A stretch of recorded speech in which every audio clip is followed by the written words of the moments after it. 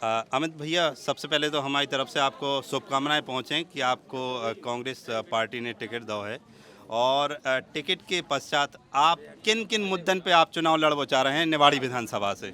सबसे पहले धन्यवाद भैया, राम राम। कांग्रेस पार्टी का मैं धन्यवाद देना चाहता हूं कि उन्होंने मुझे बड़प्पन दिखाया। एक 27 वर्ष के युवा को इतनी बड़ी जिम्मेदारी एक विधानसभा के प्रत्याशी के रूप में दी। ये सिर्फ अमित राय जजौरा का सम्मान नहीं है, ये पूरी निवाड़ी विधानसभा क्षेत्र के युवाओं का सम्मान है, माताओं बहनों के आशीर्वाद का सम्मान है और बुजुर्गों के जो मार्गदर्शन इस बेटे के साथ रहा उनका सम्मान कांग्रेस पार्टी ने रखा कि पूरे प्रदेश में सबसे युवा प्रत्याशी उन्होंने निवाड़ी विधानसभा क्षेत्र को दिया। इसलिए मैं कांग्रेस पार्टी का धन्यवाद देता हूँ, आभार भी व्यक्त करता हूँ। और साथ में जो आपने कही बात मुद्दे की, तो मुद्दे आप देख रहे हैं लोगों के बीच में, आप भी घूम रहे होंगे कितना भ्रष्टाचार निवाड़ी के अंदर है। मध्य प्रदेश में सबसे ज्यादा भ्रष्टाचार निवाड़ी में निकलेगा अगर आप निकालेंगे। एक भी काम, किसी भी योजना का लाभ किसी भी व्यक्ति को बिना पैसों के नहीं मिलता है। किसी भी कार्यालय में, किसी भी सरकारी दफ्तर में जाए, बिना पैसों के किसी गरीब का काम नहीं होता। अमीरों के काम होते हैं, गरीब बेचारा परेशान घूम रहा है। आप देख रहे होंगे राशन घोटाला हो, चाहे शिक्षा विभाग का घोटाला हो, चाहे मनरेगा में घोटाला हो, चाहे स्वास्थ्य विभाग में घोटाला हो, चाहे जमीनों का घोटाला हो, चाहे तमाम प्रकार के घोटाले हो, चाहे माननीय विधायक जी के भांजे पर भी देखो आप, जमीन में हेरा फेरी का घोटाला, उन पर FIR 420, 67, 71, 72 में हुई।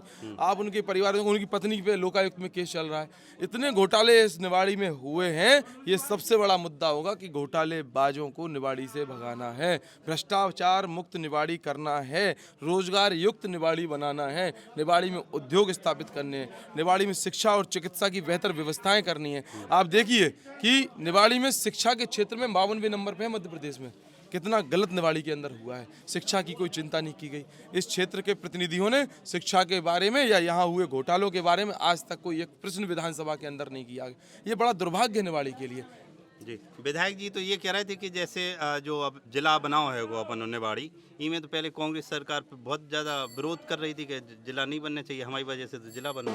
देखिए, कांग्रेस की सरकार ने कभी बिला विरोध नहीं किया। कांग्रेस की सरकार हमेशा विकास की सोच रखती है। कांग्रेस की सरकार ने अगर विरोध किया था तो इन चीज़ों का किया था कि जिला बनाए 5 साल हो गए, लेकिन कोई विकास हुआ क्या? आप ये बताइए। आप घूम रहे, आपको लगा पहले के 5 साल के निवाड़ी में और आज में कोई अंतर आपको समझ में आया क्या? कलेक्ट्रेट बन पाई क्या निवाड़ी में? पिलर खड़े नहीं कर पाए वो 5 साल में। कलेक्ट्रेट के जो पूरे जिले का एक मंदिर होता है, कलेक्ट्रेट नहीं बनी। आप बताइए यहाँ पर कौन सी व्यवस्था है? यहाँ पर शिक्षा के क्षेत्र में बताइए कौन सी उन्होंने नई उन्नति की? चिकित्सा के क्षेत्र में कौन सी उन्नति की? अस्पताल जैसा पहले था वैसा आज भी है। आज भी लोग जाते हैं वहाँ पे, चाहे किसी भी कोई भी बीमारी हो, सीधा झांसी रेफर कर दिया जाता है। इतनी घटिया व्यवस्थाएं, ये जिला की व्यवस्थाएं नहीं हो सकती, मेरा ऐसा मानना है। जिला भले ही उनने बनाया, भारतीय जनता पार्टी की सरकार ने बनाया, लेकिन मैं वादा करता हूं निवाड़ी की जनता से कि जिले का स्वरूप कैसा होना चाहिए, जिले का विकास कैसा होना चाहिए, कांग्रेस पार्टी के नेतृत्व में हम सब कांग्रेसी करके बताएंगे कि जिला ऐसा होता है। अच्छा, जैसे वो तो ये कह रहे हैं कि हमने हर गांव में नल जल योजना पहुंचाई, पानी बुंदेलखंड में बहुत परेशानी होती, अब पानी हर घर में है। वो कितना भ्रष्टाचार किया उन्होंने उसमें भी, ये भी किसी से छुपा थोड़ी है। पानी का ठीक है, उन्होंने नल जल योजना शुरू की, लेकिन अगर सुचारू रूप से कहीं पर भी पानी, आप देखो कितना पानी बगर रहा है, पानी का दुरुपयोग हो रहा है। लोगों को सही से कई जगह तो पानी नहीं मिल रहा, कई जगह कनेक्शन करवाने के लिए लोगों ने पैसे लिए हैं, उसमें भी भ्रष्टाचार किया। उसके बाद आप देखो पाइपलाइन उखड़ी पड़ी हैं, जहाँ पाइपलाइन बिछाई गई वहाँ सीसी उखड़ी पड़ी हुई हैं। तो विधिवत तरीके से कोई काम थोड़ी हुआ है। वो 50% कमीशन की सरकार है, वहाँ से आते 100 रुपये में 50 रुपये जब लगेंगे तो काम पूरा कैसे होगा? जनता को ये सब काम इस तरह से थोड़ी चाहिए। इससे अच्छा तो पहले था कि व्यवस्थाएं तो ठीक थी कम से कम। अगर आपने किया है तो उसको सुचारू रूप से करें। जैसे जिला बनाकर आपने अधमरा छोड़ दिया, टीकमगढ़ से पहले काम व्यवस्थित तरीके से हो जाते थे, अब आपने जिला बना के सब बेकार कर दिया। कार्यालय नहीं है, व्यवस्थाएं नहीं है, जिला पंचायत बना दी। कहने को जिला पंचायत में मुख्यमंत्री जी से हमारी चप्पलें घिस गई मांगते मांगते स्टाफ के लिए। जिला पंचायत को 1.5 साल में स्टाफ नहीं दिया उन्होंने। जिला पंचायत में आप जाकर देखिए, एक भी अधिकारी स्टाफ नहीं है। जिला पंचायत में तमाम प्रकार की, मतलब एक विकास कलेक्टर बैठता है जिले में, आधे से ज़्यादा विकास, आधे से ज़्यादा चीज़ें जिला पंचायत से चलती, लेकिन आज जीरो है। तो उनका भाजपा का जिला पंचायत अध्यक्ष होने के बाद भी जीरो नहीं व्यवस्था, ये विकास की सोच नहीं हो सकती। लेकिन अब जैसे उनका कहना है कि पहले आप जिला पंचायत सदस्य रहे भाजपा में, हाँ, अब पहले आप भी तो भाजपा में रहेंगे, अब कैसे तो भाजपा यही से तो छोड़ देगी। उन्होंने जिला पंचायत में ना तो स्टाफ दो, ना निवाड़ी के लोगों के साथ न्याय किया, ना निवाड़ी जिले का विकास किया। मेरी माँ जिला पंचायत की अध्यक्ष रही, हमारे परिवार के साथ शोषण किया, हमने बर्दाश्त किया, लेकिन जनता के साथ करेंगे हम बर्दाश्त नहीं करेंगे। मेरा घर मकान, मेरी क्रेशर, मेरा वाटर पार्क, मेरा फार्म हाउस सब सरकारी कर दिया। मेरी बुआ का मकान तोड़वा दिया, मेरे रिश्तेदारों का मकान तोड़वा दिया, मेरे उन्होंने पिताजी के ऊपर 58 करोड़ की फर्जी रिकवरी का जो चालान करा दिया। इतने सब अन्याय होते रहेंगे और हम देखते रहेंगे, ये तो संभव नहीं है। इसके बाद निवाड़ी की बात करें तो निवाड़ी में राजा राम यादव की जमीन है, उस जमीन को उन्होंने रोड पे उसकी हाईवे की पैतृक जमीन है पिताजी दादाजी की, अपने भांजे सोनू पारस की जमीन हाईवे पे कर दी, उसकी जमीन पीछे कर दी। ये भी चमत्कार देखने को निवाड़ी को मिला। उनकी पत्नी के नगर पालिका में ओरछा में दर्ज करा के उन्होंने अपनी पत्नी के नाम रजिस्ट्री करा ली। कहूँ वह जमीन को नाम ही नहीं थी, उनके लोकायुक्त में केस चल रहा, आप जानकारी करो। ये निवाड़ी का विकास विधायक जी ने किया है। तो ये सब अन्याय थोड़ी हम देखेंगे। आप देखिए लोगों कितने परेशान हैं, लोगों को राशन नहीं मिला। कोरोना में आप पता करिए, कोरोना सोशल मीडिया पर सर्च करिए, अनिल जैन जी की आईडी और मेरी आईडी और दीपनारायण जी की आईडी, और देखिए कोरोना में जनता के बीच में कौन था। आज यूपी से दीपनारायण जी चुनाव लड़ने यहाँ आ गए। बताओ निवाड़ी के लोग यहाँ खड़े हैं, दीपनारायण सिंह यादव क्या कोरोना में आप लोगों के बीच में आए क्या? कोरोना में कोई सुख दुख में खड़ा हुआ क्या? ये बेटा खड़ा हुआ। मेरे परिवार के 15 लोग अस्पताल में भर्ती थे कोरोना में, लेकिन उसके बाद भी सर पे कफन बांध के मैंने घर घर में राशन पहुंचाने का काम किया।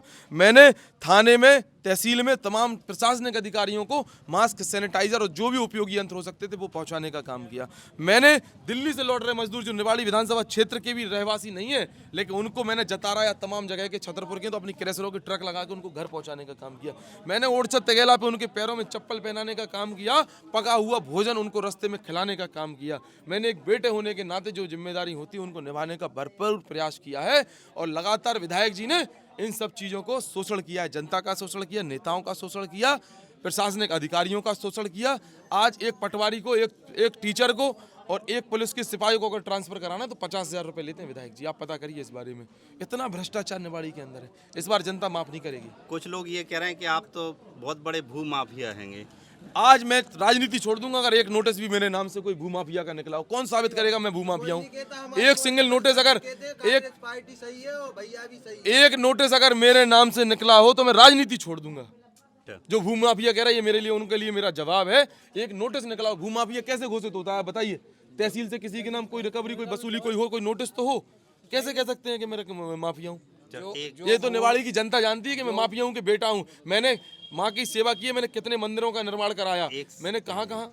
एक सवाल और जानना चाहें, जैसे कि अब जिला पंचायत अध्यक्ष आपकी माता जी हैं, उनकी तरफ से क्या सहयोग हुआ? जैसे बीजेपी में हैं तो आपको सहयोग? बीजेपी में नहीं है, वे छोड़ चुकी बीजेपी। हमारे माननीय मुख्यमंत्री जी, भावी मुख्यमंत्री कमलनाथ जी आएंगे निवाड़ी में और वो कांग्रेस की सदस्यता लेंगी और कांग्रेस के साथ हैं। भावी प्रत्याशी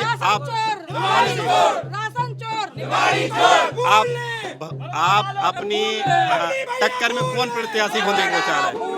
देखिए ये चुनाव अमित राय जिजोरा नहीं लड़ रहा है कि वो किसी को अपनी टक्कर में माने। ये चुनाव निवाड़ी की युवा लड़ रहे हैं, ये चुनाव निवाड़ी की माताएं बहनें लड़ रही हैं, ये चुनाव युवाओं के बुजुर्ग लड़ रहे हैं।